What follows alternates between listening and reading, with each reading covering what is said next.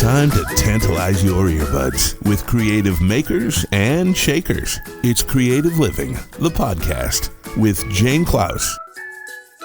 This is Creative Living, the podcast. Now, on the show and on the podcast, we talk about all things creative, and we talk to all people who are creative. So, joining me today is a very, very creative and successful fashion designer, sewing expert.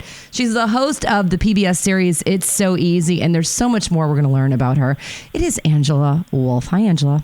Hi, Jane. I'm so happy you're here today. Now, I know a little bit about you because I'm a stalker, but you started sewing at a very, very young age and then continued in your sewing passion and hobby. And then you went on to make it a career designing women's apparel.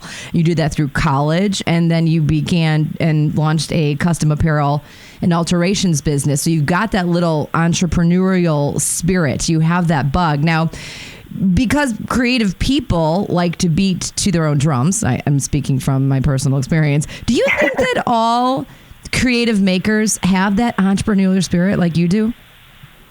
You know, I think that's a great question because the entrepreneurial spirit is always high risk, very creative. You do beat your own drum. That's a great way to put that, Jane. The problem is sometimes you have more of a right side of the brain or the left side of the brain.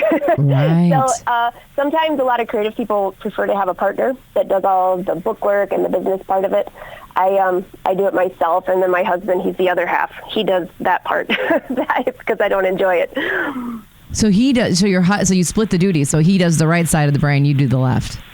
Yeah, we kind of combine that.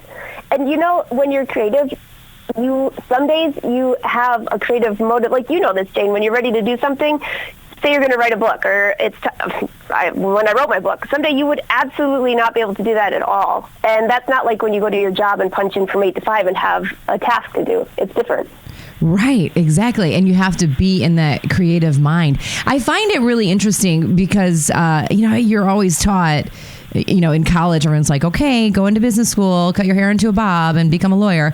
And, it never really fit with me. I was taking fashion classes and, working on sewing and taking art. And so I thought, well, I have to do both. And I find, in my career, I'm like, I really can't. And the business side, I think I can do it, but you're right. I love the fact that if you're going to be the entrepreneurial, you have that help on the side. So that's really good advice, Angela. Thank you. Yeah, and what you just said is opposite of what I did. I went to college I was going to go in for engineering and ended up graduating with business because I was so bored. and then I continued to sew through college, but I had to have that base that was what my family insisted on. And I'm glad I did because I learned a lot from marketing and things like that. But then when I got out, I was able to do my creative. It's interesting. You said you went in for engineering, so you have like an engineering brain, which I think sewing is kind of like engineering.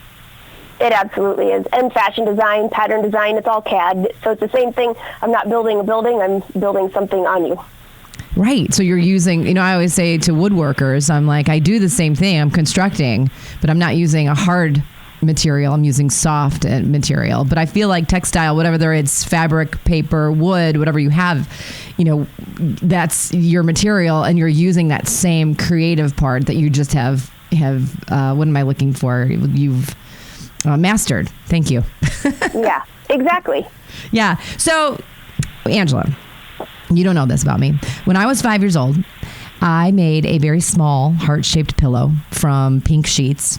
I think they were probably like throw sheets that we would use when we were painting.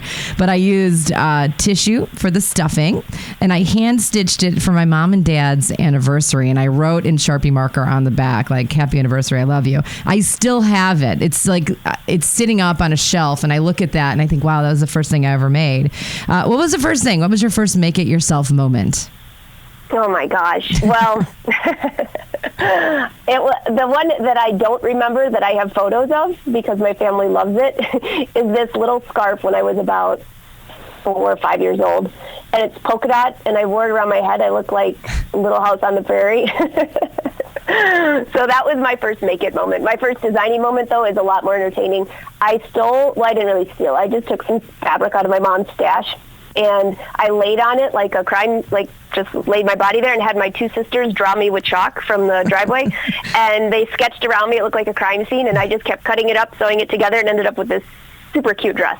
Wow, that's really cool. So that's the way you were putting it out in your head, the way you thought you could make a pattern. Absolutely. And now I've come a long way, thankfully. Well, and now you make patterns. Yep. Now you make real patterns. So it started young. You said that you stole from your mom's fabric stash. Was your mom the one that influenced you or got you on the sewing machine first? Yeah, my mom had, I don't even remember that machine she had, a Singer or a Kenmore. I can't remember, but it was huge, and she was like, don't go near it, you're going to sew through your finger, and I kept sneaking over there, and she let us sew. So she made all of our clothes when we were kids and stuff like that. So she was always creative between that and cake decorating, so wow. I loved all of it. And are you into cake decorating? I am. I'm a terrible baker and I'm a terrible cook, but I love decorating. So give me some cupcakes and I will make them look fabulous. I don't care what they taste like, though. I love that. You just like the look of it. What's really cool is that you're like this amazing expert sewer and you're a speaker, and then all of a sudden, like, your secret creative passion is decorate cupcakes. It is. Now we know. So I want to go back to you laying on the fabric that you had your sisters draw around you like the crime scene. And that was your first time making a pattern. I'm scared to make patterns. Like, I don't really sew with a pattern. I sort of figure it out when I'm on the treadmill and I figure out how to cut it and sew it inside out. I'm not really good at it because I don't really love math. Do you have to be good? You went to school for engineering, probably really good at math. You started making patterns young. How do you actually make a pattern? Yeah, it's funny. I do love math. In fact, in college, when they ran out of math classes is when I told my dad, I'm leaving. I'm bored. There's no more math. It's so not normal. But anyways, it is true. Draping, I love draping on a dress form. You don't exactly need math for that. I think for someone who's just starting out, as far as they want to design something, they don't understand how to read commercial patterns, things like that, I would take apart one of my garments if it was something, maybe a T-shirt or something like that. Start with something simple. Don't start with a tailored jacket or something crazy like that. But take a T-shirt that fits you. You could copy it by tracing it or copy it by taking it apart, and then you can use that as a base for your designing. So the fit is the big thing. Once you have a couple pieces of garments that fit, if it's a T-shirt, a skirt, a basic jacket, then you can take that and design anything you want. So we call those slopers. But once you have one that fits yourself, I've been using the same ones for about 10 years, and I use the same 4 patterns to start every outfit that I design.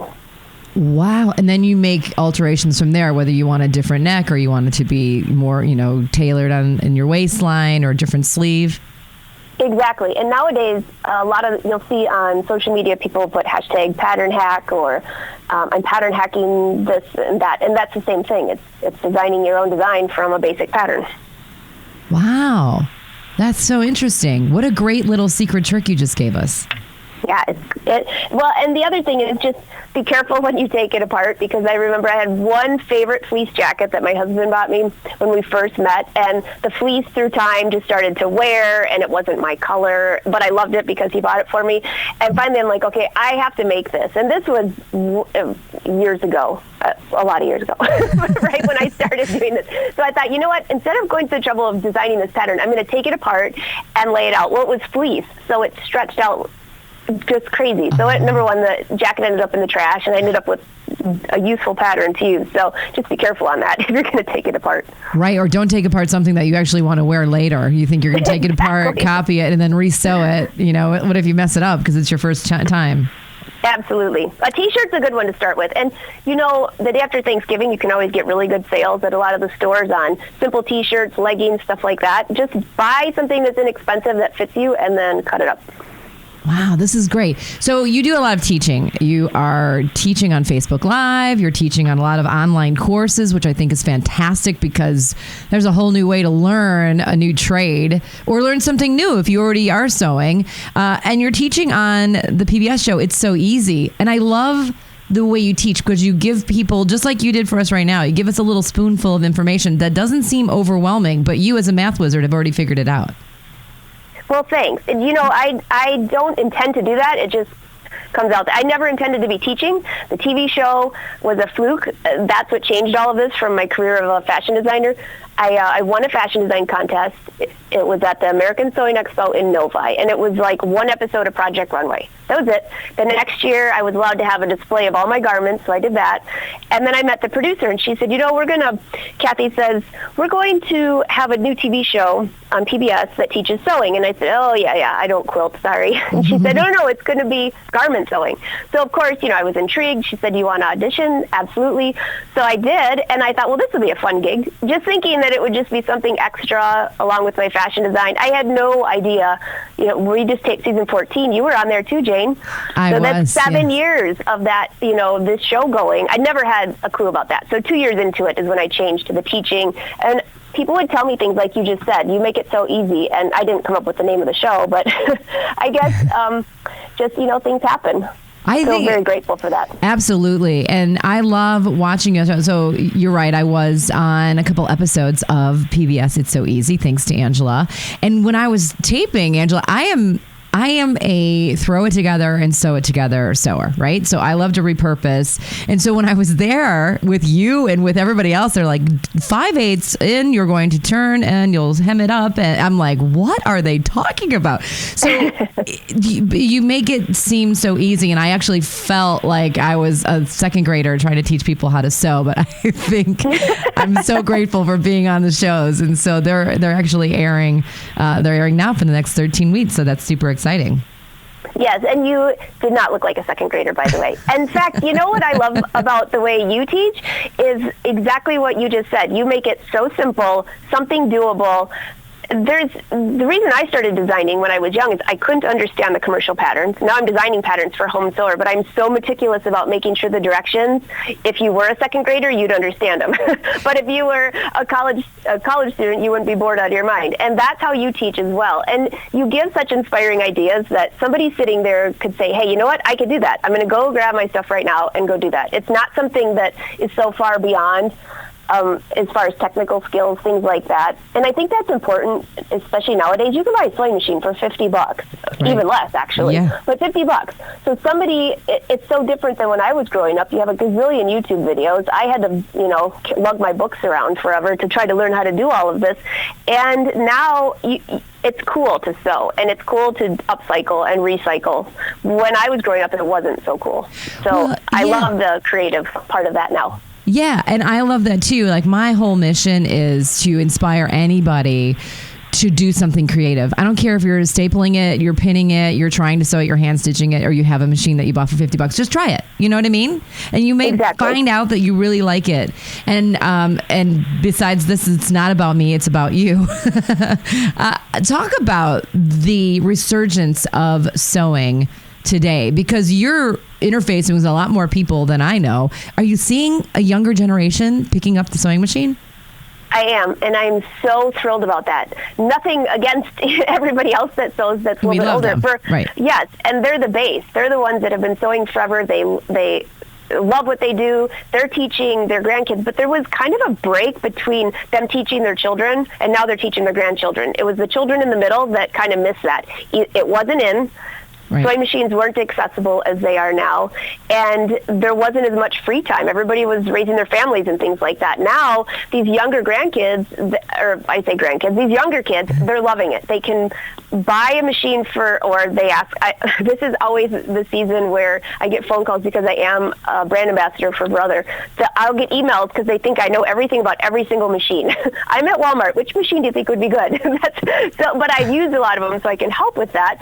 But the thing is that don't be so particular. Just grab a machine, go for it, exactly like what you just said. And these younger kids, they're fearless.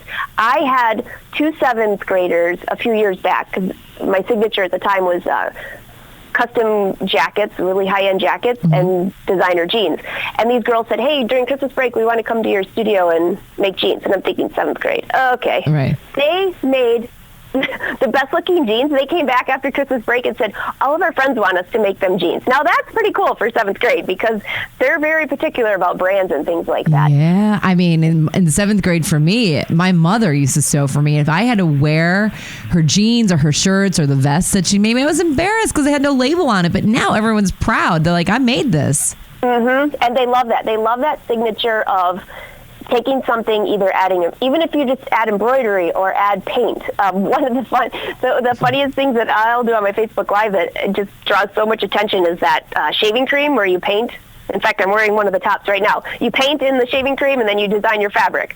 So even something as simple as that for somebody who's just getting in sewing, grab your t-shirt, put a bunch of shaving cream, put the paint in, and there you have your own design. It's very simple. And then they can add a few little hems and things like that. So I'm very excited about this younger generation. And when I watch the stats of Facebook Live or my social media, I notice that they're getting younger and younger. I think my youngest fan is 5. Wow. She might have just turned 6, but I got a cute little letter from her that she watches every week on PBS and Facebook Live. Her mom has let her use her Facebook Live on Wednesdays so she can see the show. Wow. So tell us about Facebook Live. I know you're going live in a few minutes here, so thank you so much for spending time with us. But talk about Facebook Live. It's every Wednesday at a specific time? Yeah. About a year ago, I've been studying social media marketing for a long time. When you're an entrepreneur, you have to try to stay ahead of trends in whatever field that you're in. And this was one when I saw that Facebook was going to start having this, and a few of the others. The live shows have a further reach than others. And I thought, you know what? I have the PBS show. I have all these online classes. But they're so restricted as far as time, what you can wear, what you do, what you say. I wanted to show who I really am. Mm-hmm. And so actually a year ago, I think it's this week, this might be the 1-year anniversary. I better check that before I go live today. Mm-hmm. I decided, you know what, I'm just going to try it, see if I can do it. Can I actually keep up with a schedule, with my crazy travel schedule that I fish all summer in tournaments? Can I do all this? Why not? And will anybody show up? So I did my first one, and hundreds of people showed up. Really? They're live. I never even, I probably have deleted that show because it was so bad, because I didn't know what I was doing. But I just slowly went with it. And then I thought, you know what? Every Wednesday, 1:30 Eastern Standard Time, as long as it's consistent, people can remember.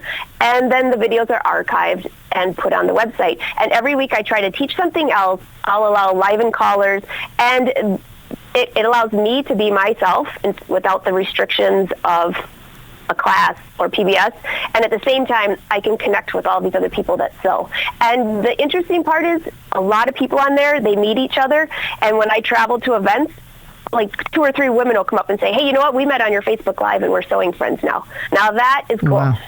That's got to make you feel pretty good. Yeah, it really does.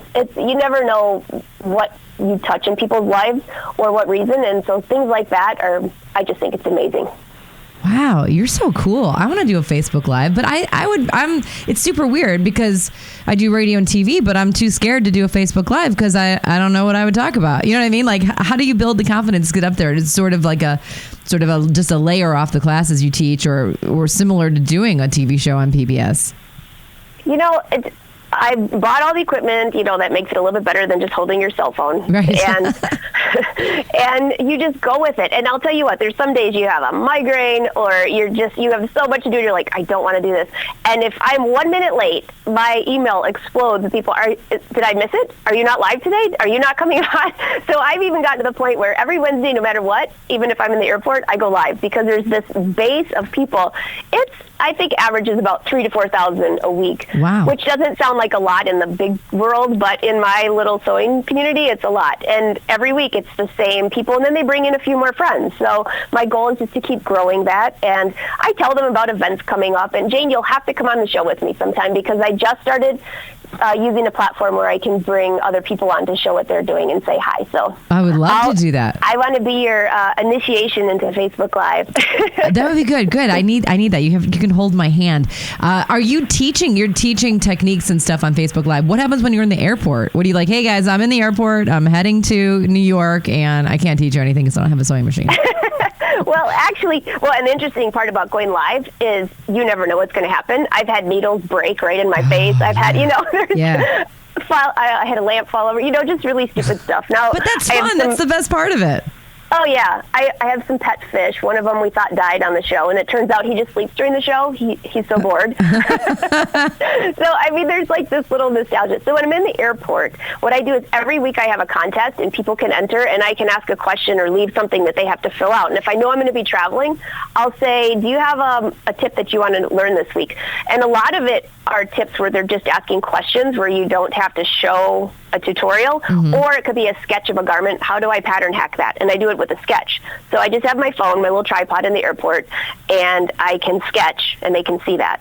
So when I do things from the airport, it's obviously not lugging my sewing machine around. It's more technical questions for that week. Right. There's two things. I'm going to watch your Facebook Live because I love all of that. And number two is, what's my number two thing? Something about you in an airport. Oh, I want to be in the airport when you're doing a Facebook Live because I think that's the best ever.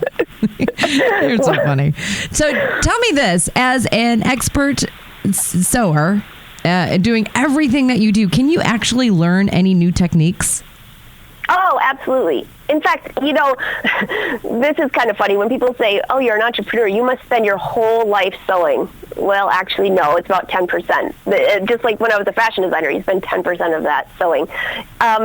Last week, a couple weeks ago, I did a birthday week where I sewed every single day. I did a Facebook Live every day at 1:30. Now, that was like boot camp for me because that's not my usual schedule. Right. So I sewed every week. I tried to come up with a new way to design fabrics. With all of the new machines coming out, the new technology, now you can scan in an image, embroider it. You can design your own fabric with so many different things between embroidery, painting, all these things that they didn't have years ago. And they just make it faster and easier. So I wouldn't say there's necessarily new sewing techniques. It's all, once you have the base down, you're pretty good. But there are different things that they come out with, maybe a new needle that does something different, or a new thread, a new machine. All of those things, and I love that part of it. I love the new creativity. I love designing my own fabrics before I design an outfit. And so this new technology just allows me to do that. And I feel grateful that I'm part of that with the sewing machine company because I'm able to see first dibs of what's going on and keep up on that. How much time do you spend learning a new machine? Like when you're learning a new machine with all of these new tricks that you said and all these new features, you really have to sit down and really learn how it works. You really do. And okay, so let me ask you this, Jane. I got not to put you on the spot. How? Well, you have a sewing machine that you need tips on. Yeah, that's why I said that. Have you ever read a sewing machine manual? I try, and then I'm sleeping by the first half a page. Oh, exactly. I never read a machine manual, ever, unless there was something. You just go for it. You just dive in and start playing with buttons. Exactly. But now, with some of the new machines, they're so technical that I actually did read the manual, and I'm thinking, oh my gosh, this machine does that? And it turned out that a machine I had 10 years ago did that, but I never knew that because I never read the manual. That's why I feel like I need to sit down and go to school. Absolutely. But, it took about 3 days to get through the last one. My husband came home and he goes, what are you doing? And I said, I'm reading a sewing machine manual. He goes, are you feeling okay? I said, this thing is so technical. But I probably, between learning new sewing techniques, learning new business techniques, as an entrepreneur, you always have to stay ahead of things. I study, in general, at minimum 20 hours a week. Wow. Either reading magazines or reading blogs or taking online classes for photography or social media, all those things, but at least 20 hours a week. Wow. You're just an inspiration. Like, this is so exciting. You do so much, but that is why you are so successful. I cannot wait to see all of the things that you do in the future. And I cannot wait to log in and watch you on Facebook Live here in just a couple of minutes. Okay. So AngelaWolf.com. You can be found on Craftsy. You can be found on Pattern Review. Let's see, we can find you on PBS on It's So Easy. And you have a book, and that is How to Start a Home-Based Fashion Design Business. Is that right? That is. That's a book that will be the only book I ever write, because I'm telling you, I'm a math person, and that was boring. I even named the squirrels in the backyard. But the book's not boring. It was just boring to write. I call it a biography, but if you're looking to start a business, a small one, there's a lot of great tips, and you can follow along and not miss a beat. You're so awesome, Angela. Thank you so much. You're so fun. I'm so happy. I could talk to you for like another hour. Oh, you too, Jane. Thank you so much for having me. It's so great to catch up. Yeah, wonderful. So you are Angela Wolf Fashion on Instagram, Angela Wolf Couture on Facebook, and on Twitter, you are Angela Wolf, and we can find everything we want to know more on angelawolf.com. You're the best. Thanks, Jane. Live better, creatively. For more inspiration, visit janeklaus.com. Thank you for listening.